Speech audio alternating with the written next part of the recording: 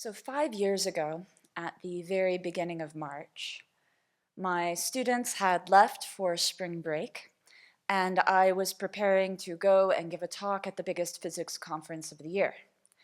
My mind was mostly focused on my summer trip to India that was coming up, and I was planning for the sabbatical that I was going to spend there the following year. Shortly, the conference I was going to go to was canceled the night before it was slated to start. And my students never came back to campus from spring break, and I figured out I wasn't going to be going to India for some time. So then I came to the next logical decision, which was to quit my job and move to the Abbey, which has in fact worked out really well.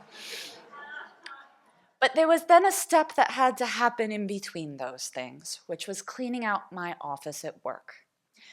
And the books, my huge collection of physics books, technical books, that wasn't too hard because I knew that they could just be used at the college, that, they would still have a purpose. But then there were the binders. I had, for every class that I had taught in those 7 years, a 3-ring binder. Color-coded. Intro physics was purple, intermediate physics was turquoise, and advanced physics was red, and the non-physics classes were usually blue or black or something. And every class had its 3-ring binder, carefully organized with tab dividers about homework and labs and tests and whatever else the class would have had. And then I also had all of the binders of research papers that I read for all of the projects I worked on. Even going back to grad school, huge binders of papers from grad school that I used in my dissertation, again, carefully organized with an index. And then binders of the classes I had taken in graduate school, and binders from the classes I had taken in undergraduate, carefully organized. And these binders gave me this sense of security, because if I forgot something, well, I can find it somewhere in a binder, also maybe in a book. But there was this idea of also importance. These binders are important. It shows what I have done. It shows what I have studied, what I have taught, what I have created, what I have learned. They're there. And then there was this idea that they were a gift to myself in the future. I typically taught the same classes over and over and over again. And so I could pull off last year's binder and kind of start from that to make the next class. Sometimes there would be a few years before I taught the same class again, so it was really helpful to open it up and see my notes on what worked and what didn't. And so there is this great sense of importance in my mind for these binders, these mini pieces of paper. And I had to take them down one by one, open them up. I sorted out the tab dividers because there was a place to put office supplies so that other people could use them.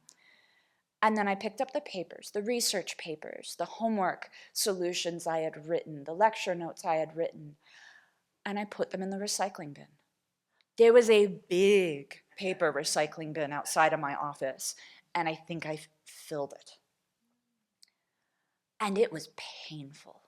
It was very, very painful. And I had already been practicing the Dharma, so I could really watch my mind and see how much attachment was there. In a way, this is like the epitome of attachment.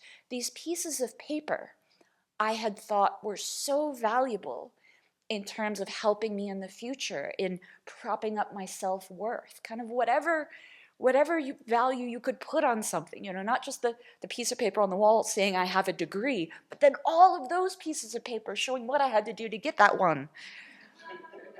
And it just went into the recycling bin. And had the pandemic not happened, had I stayed in that job for the rest of my life, I would have retired and had to put even more binders into the recycling bin. Or I would have dropped dead before retiring, and someone else would have put those into the recycling bin. One way or another, that was the end result. That's what it was always going to be. Or maybe the building would have burned down or something like that. But they were never going to live into the future with some inherent value, even though I held on to them that way. So fast forward. This year, on January 16th, we received our first truckload of what would be 39 double-sided, 7-foot-tall bookcases. Even during retreat, the community came together with joy to unload these two trucks to bring them inside.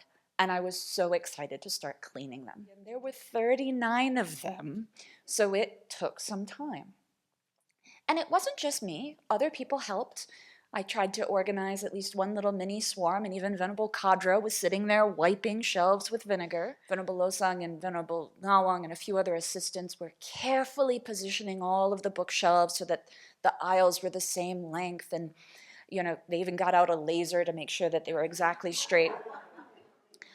And I know for me, it was with great joy that almost every day during winter retreat, I was going in and cleaning these bookshelves, in at least one case at night after practice.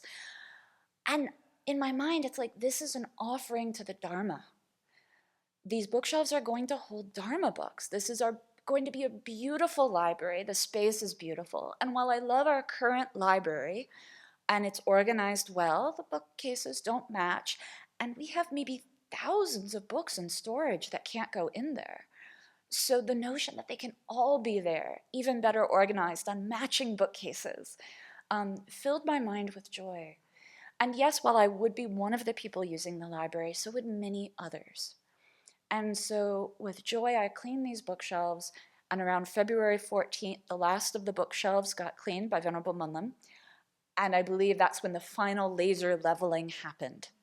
And Venerable Losang had even suggested that some of the individual shelves had some aesthetic flaws on them, that we put those on kind of in the center so that the aisles and the shelves you walk by the most all looked flawless. So we rearranged the shelves for that to happen.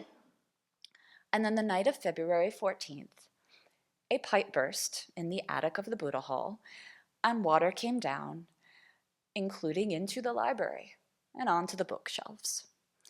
And it's made out of that manufactured wood that absorbs water like a sponge. So I wasn't there that night, but the next morning when I saw the photos and the video of the water in the library and on the bookshelves, I knew what that meant for the bookcases.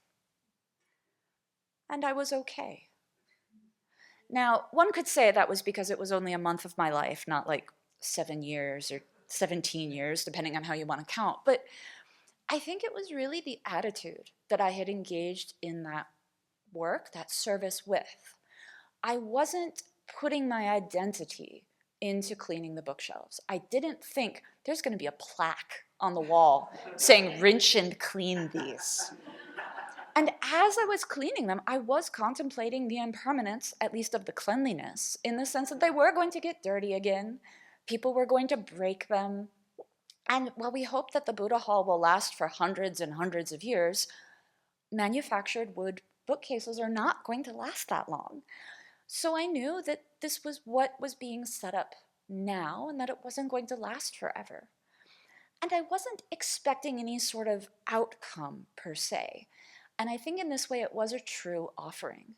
We make offerings to the Buddha every day of water, food, some other things, flowers sometimes.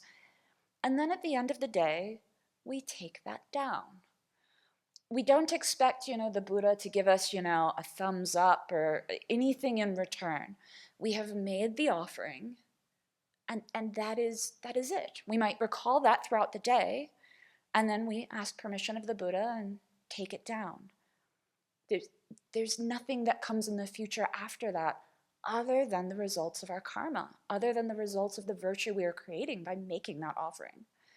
So based on what my reaction was to these bookcases getting soggy, I think that shows that I did have that attitude of truly making an offering, in that act of cleaning, that act of contributing, that was sufficient.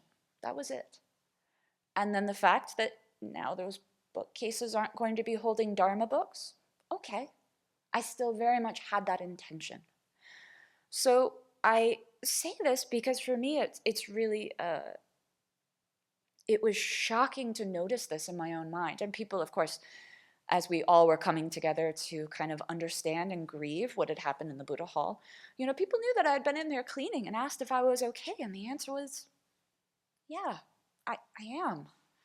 So it's amazing to see the Dharma work in one's own mind. I know that I still have plenty of attachment, and I probably still have some attachment to the bookcases, but the fact that I can still cry a little bit when thinking about my precious binders, but not the bookcases, show the level of that attachment in my mind that was so much higher back then. And that, yeah, I've made some progress tamping that down. So as we go about all of our activities here at the Abbey, we have that ability to think of them all as an offering. When we cook lunch, it is an offering to the Sangha. And if it gets burned or if others criticize it, well, okay. Don't let that be the thing that bothers you. Have it really be a true offering where it's your intent, the energy you're putting into it, and without really holding on to what that outcome is going to be. Yes, okay, maybe we can try to not burn the vegetables. Like, that's a good aim. But to not let ourselves be attached to the outcome. And in that way, we can have a happier mind now as we go about these activities. And we'll have a happier mind in the future, regardless of whatever outcome comes. And I think that then that's going to be how we are creating the most virtue, that we can see that all of these actions, working in the vegetable garden, a hailstorm might come and destroy it all. Okay, let me create this merit simply by having that positive intention. And then I can dedicate that merit to feeding the Sangha, for the Sangha to be fed, for all sentient beings to be fed. I can have as big of a mind as possible, not having it tied to the outcome. And that then can create that virtue that can really nourish my bodhicitta, all of our bodhicittas, and then really propel us all the way to Buddhahood. So I rejoice that I have had this experience and seeing that my mind can transform. Thanks. Yay, Dharma. And I invite all of you to, watch where you're being attached to outcomes and try to just let that go. And then dedicate that all for those long-term goals, not just the outcome of this life, but in the far future to Buddhahood.